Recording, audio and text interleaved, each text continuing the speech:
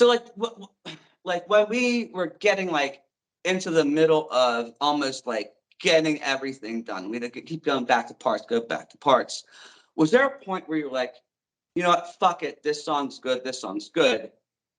And did you do the drive by the accident slowly and then come back and say, wait a minute, I need to add a part?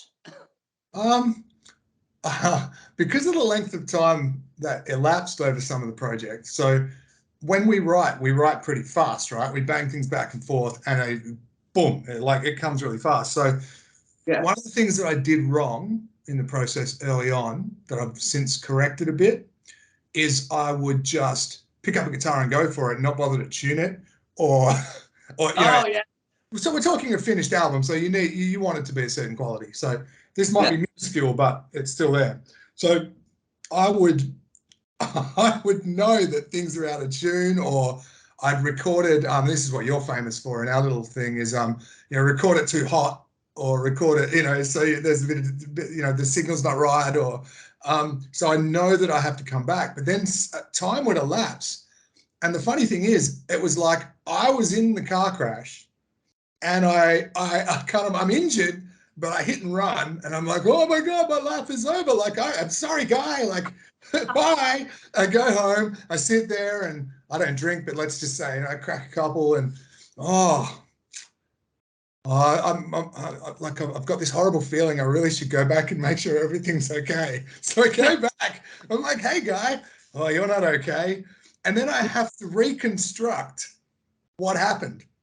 So I had to actually go back, because I would just instinctually play these parts, and I had to go back and actually learn what the fuck I did.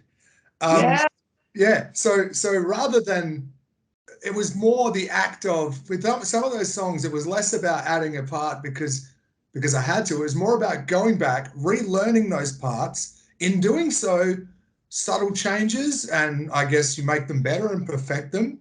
And it's those subtle changes and locking everything in. You're like, oh, this needs this bit here. This needs a doubling. Maybe I'll put an extra guitar here.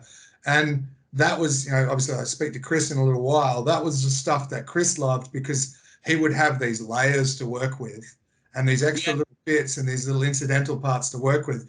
And a lot of them came along because of those errors in the process where I had to go back and relearn. Relearning my own stuff is just embarrassing.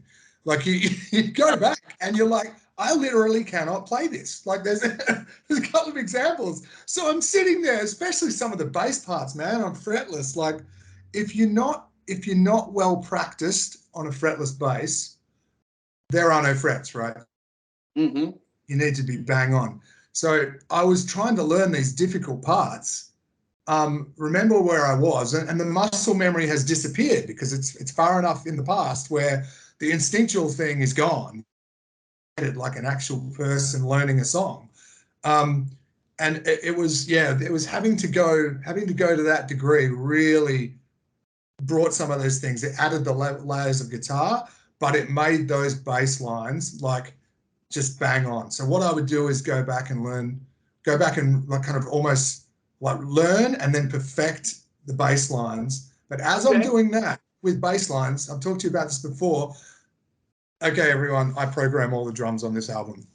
No shame, is what it is. We the hardest thing to do is find a drummer in our situation, so that's how we work.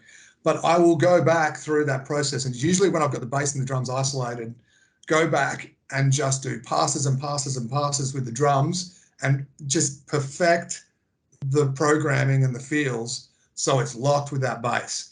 For me, as you know, I'm a bass player primarily. So when I play with human beings, I'm a bass player.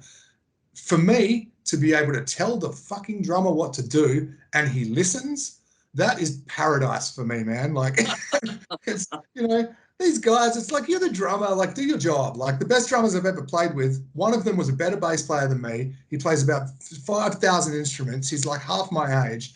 But we both had the same attitude as the rhythm section, and that is do your job. Like, the drums and the bass serve the song. Like, especially when I'm working with someone like you who's just this constant energy of ideas and melody and stuff. It's like, serve the song, do you remember? See, part of what I love about our thing is the vernacular that you create in terms of to describe what you're doing. So, you know, the backup vocals that, you know, on Put a Curse on America, Millsing, named after Mike Mills, you know, from REM.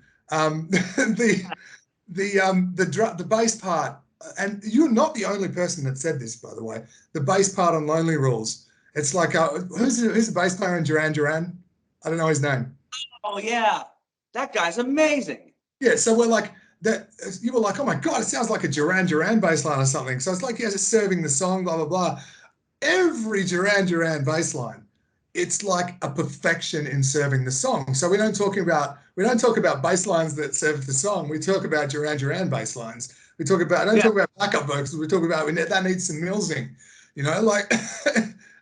Yeah, that's what we do. We say, let's make it sound like this, and then when it doesn't, and it sounds like us, it's like, wow.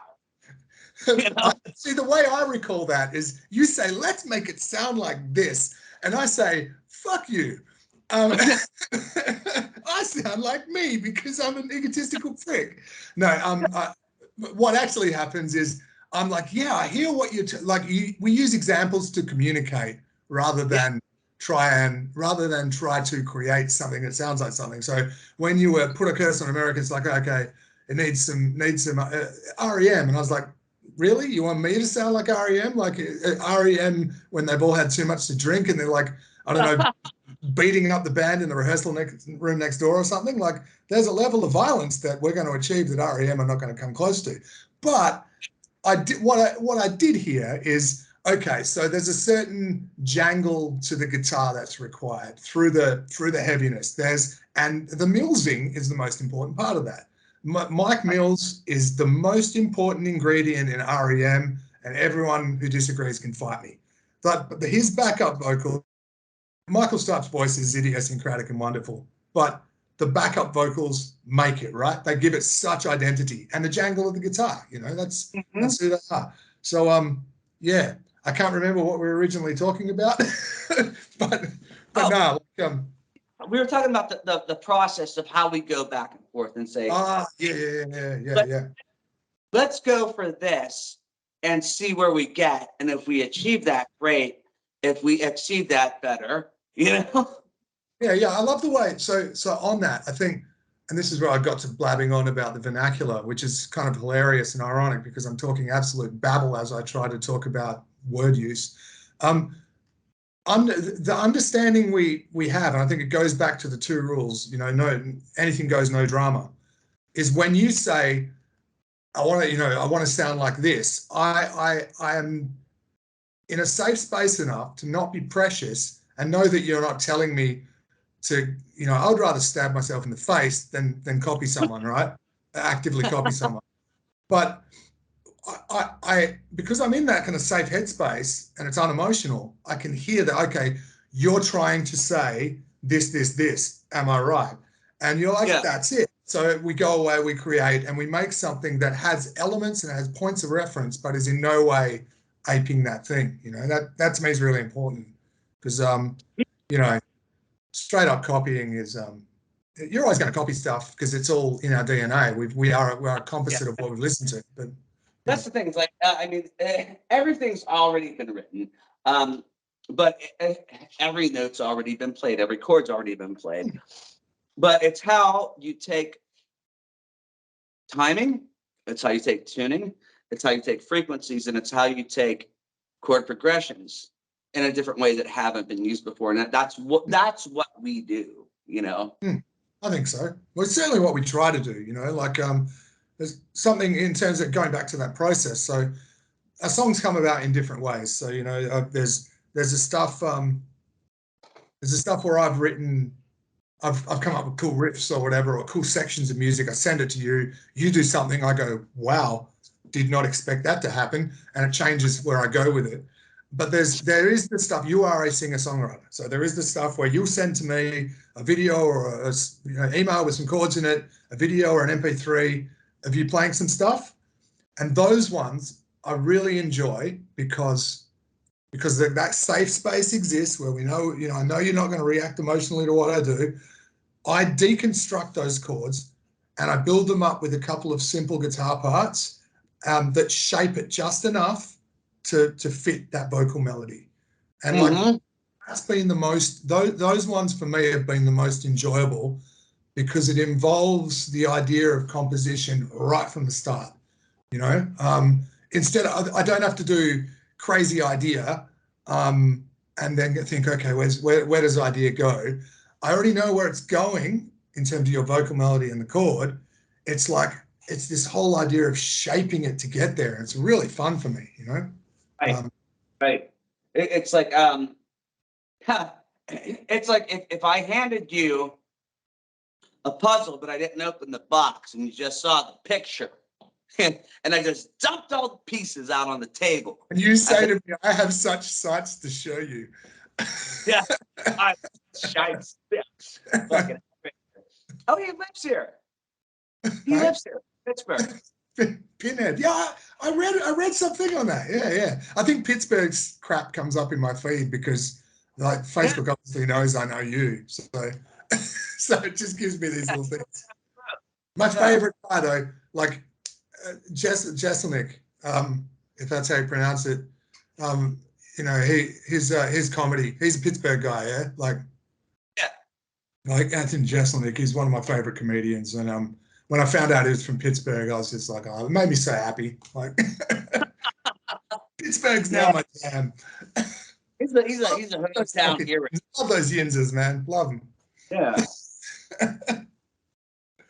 Jeez. But cool. Yeah, I feel bad for the rest of the music community when this album comes out. The